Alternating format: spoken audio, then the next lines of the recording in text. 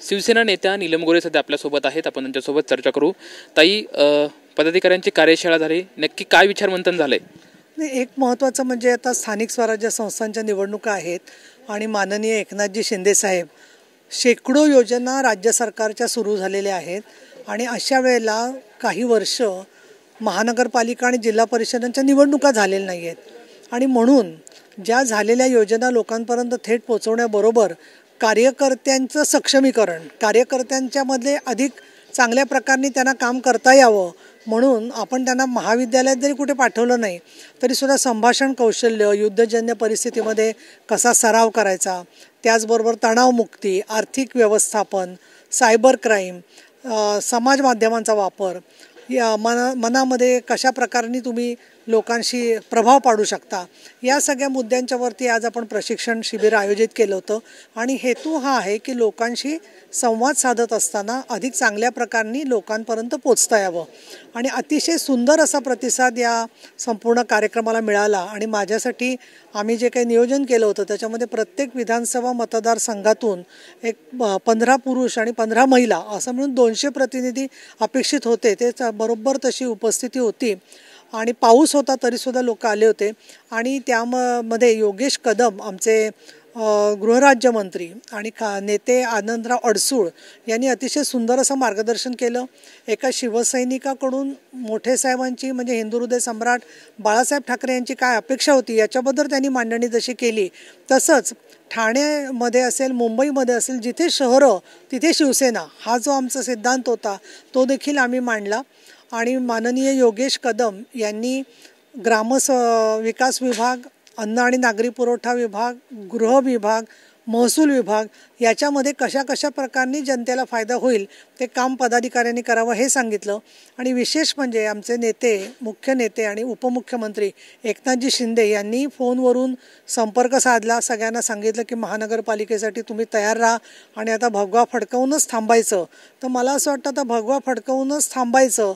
आता थांबायचं नाही, फडकवूनच थांबायचं ही भूमिका जी आहे एक संघर्ष, अस्मिता, प्रेरणेची, त्यामध्ये पश्चिम महाराष्ट्रामध्ये पुणे जिल्ह्यात खूप आव्हानं आहेत परंतु अनेक ठिकाणी आपण बघतो की कष्ट, परिश्रम, लोकांचा विश्वास याच्यामधून यश मिळत असतं आणि तसं यश मिळवण्यासाठीची जिद्द आजच्या शिबिरामध्ये तयार झाली। खरं तर या कार्यशाळेच्या दरम्यान एकनाथ शिंदे यांनी फोन केला, आता तयारीला लागा, भगवा फडकवायचा आहे, अशा सूचना तुम्हाला दिल्या। मात्र तर तसं बघितलं तर म्हणजे पुणे शहरासाठी, पुणे महानगरपालिकेसाठी म्हणजे एकनाथ शिंदे जे तुमचा शिवसेना आहे ते एवढी आणखी मोर्चा बांधणी झाली नाही, तर तुमची कशी तयारी एकंदरीत आता? मुळामध्ये यांच्यापैकी प्रत्येकाला आम्ही सगळ्यांना आज एक उद्दिष्ट दिलेलं आहे। 25 मेपर्यंत ज्या महिला आहेत आणि पुरुष पदाधिकारी आहेत त्यांनी महिलांसाठी आरोग्य शिबिराचं आयोजन करायचं आहे जेणेकरून आपल्या लाभधारक लाडक्या बहिणी असतील किंवा इतर महिला असतील त्यांना रक्त शरीरात कमी असणं किंवा कॅल्शियम कमी असणं, इतर कॅन्सरसारखे आजार असणं याच्यावरती डॉक्टर ममता लांडे यांनी चांगली माहिती सांगितलेली आहे। तर 25 मेपासून आरोग्य शिबिराचं आम्ही नियोजन जे करतो आहे ते एक महिनाभर आरोग्य शिबिरं ग्रामीण भागात आणि शहरी भागात घेतली जाणार आहे। दुसरं, शाळेत जाणारी मुलं मुली असतात, कॉलेजमध्ये जाणारी मुलं मुली असतात,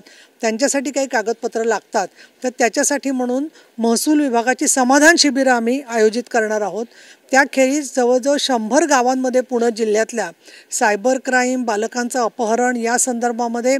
खास गृहराज्यमंत्री म्हणून योगेश कदम लक्ष घालणार आहेत आणि त्या सगळ्या भागामध्ये सायबर पोलीस स्टेशनला भेट देऊन सायबर गुन्हे थांबवण्यासाठी जनतेला मदत करण्याचा आमचा विचार आहे। हे सगळं निवडणुकीसाठी पुरेसं नाही आहे परंतु निवडणुकीच्या दृष्टीने गट आणि गणनिहाय बांधणी करण्यासाठी याचा नक्की उपयोग होईल असं आम्हाला वाटतं आणि आपल्यामार्फत या सगळ्या मुद्दे जात आहेत तेव्हा लोकांना प्रश्न पडतो अनेक वेळेला जेव्हा भयंकर अशा गोष्टी घडतात की राज्यकार्यकर्ते आहेत कुठे, राजकीय कार्यकर्त्यांवरती जर का जमिनी ग्रॅब केल्याचे, जमिनी दुसऱ्यांच्या वसूल केल्याचे गुन्हे लागत असतील तर हा जो अविश्वास मनात झालेला असतो आणि याउलट शिवसेनेची विश्वासार्हता जी आहे ती फार आम्हाला महत्त्वाची वाटते आणि ती टिकवण्यासाठी एकनाथजी शिंदे यांनी जो फोन केला त्याच्यामधून आम्ही जे सांगतो ते करून दाखवतो, हा विश्वास तो जनतेच्यापर्यंत पोहोचवण्यासाठी आम्हाला फायदा होईल। शेवटचा प्रश्न विचारतो, दोन्ही राष्ट्रवादी एकत्रित येण्यास या चर्चेला सुद्धा उदाहरण आले, त्याचबरोबर ती राज ठाकरे आणि उद्धव ठाकरे हे पण दोघं एकत्रित येतात अशी सध्या चर्चा सुरू आहे।